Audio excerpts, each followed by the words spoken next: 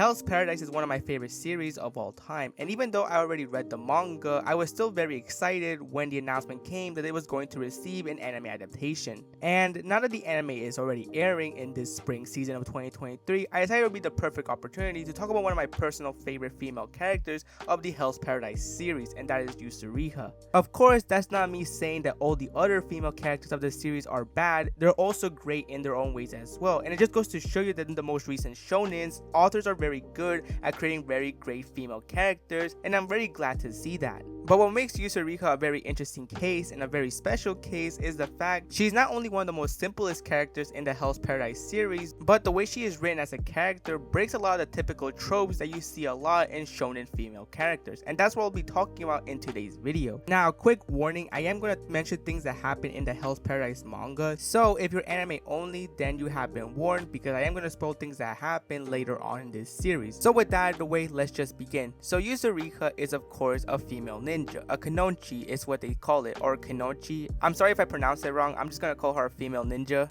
So Yuzuriha is a female ninja that is also a criminal as well, as she, along with the other criminals, are tasked to go to this island to retrieve the elixir of life. Despite her looking like a carefree, laid-back person, Yuzuriha is a person that you should not take lightly, as she is willing to do sneaky tactics, and of course she's a very strong opponent that will take you down if she has to. Now you may be wondering, why is she doing all this? And here's the first example of Yuzuriha breaking the typical female shonen character trope, as in some cases when you have watched a shonen anime, most of the time every character has a goal in some sort of way. This includes the female characters as well, and sometimes the goals can be very complex or have a very deeper meaning. However, Yuzuriha is very quick to show us that her goals aren't that complicated whatsoever. When she wants to team up with Gabimaru to look for this elixir of life, Gabimaru asks what is her actual goal in doing all of this, to which she responds by trying to make a sob story saying that she's doing all this for her sister's sake, as her sister became very ill and they needed the money, so that's why she decided to be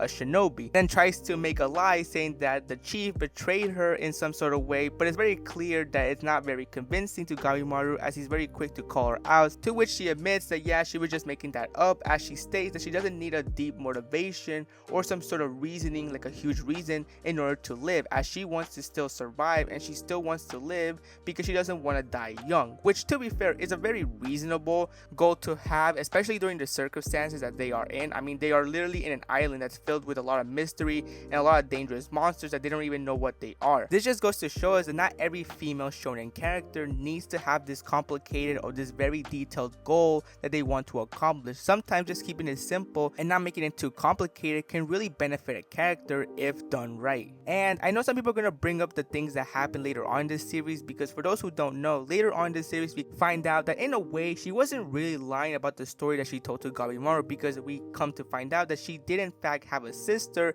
and she did in fact was having an illness, but the difference is the fact that she's actually no longer alive. Yuzuriha made a promise to her saying that she was going to live her life to the fullest for the both of them. And while some may say that that goal has a more deeper meaning now, it's not really the case, as well, yes, now we know she has some motivation as to why she wants to live, but at the same time it doesn't really change the goal from being simple, as at the end of the day it still doesn't change the fact that she's doing all this. She wants to get the elixir of life and is willing to work with anybody just to make sure that she doesn't die in that island and she is able to live her life to the fullest, just like she promised. Another trope that you oftentimes see in shonen anime is that there's always that one female character that is always just simply used for fan service. I think the perfect example would be Tamaki from Fire Force. Tamaki has become very infamously known in the anime community as the character in Fire Force that in some shape or form there's always going to be a fan service moment. Like any scene that she is involved in has fan service in some sort of way, and of course that can irritate some people, as if it's done constantly to just this one character, then it's very clear that character's whole purpose, it seems, is just to be for fan service. But once again, this is where Yuzuriha breaks that trope, because while yes, she does have a lot of features that they could easily use for fan service, they actually use it for her own benefits. You see, as Gabimaru pointed out early on, is that he knows that her clan specializes in using seduction in order to get close to their enemies, which Yuzuriha doesn't deny. Like, there's a reason why she wears the kind of clothing that she wears. It's not just for fan service, no, it's because she uses those seduction tactics to get close to the target, and in some cases she acts all innocent and acts like she's a very vulnerable person, when in reality that is not the case. And this was shown throughout the series. Like, for example, she tried doing this to Gabimaru, but of course, because Gabimaru knew about these tactics and is also very loyal to his wife, he did not fall for it. However, the other two people are a different case, because the other person she did this with was with another criminal, in which because of her seduction, she was able to get him to be pretty much a human experiment, as she would use them to see what were the dangers of the islands and what are the things that she needs to mostly be careful about in this island, clearly showing us that she was collecting information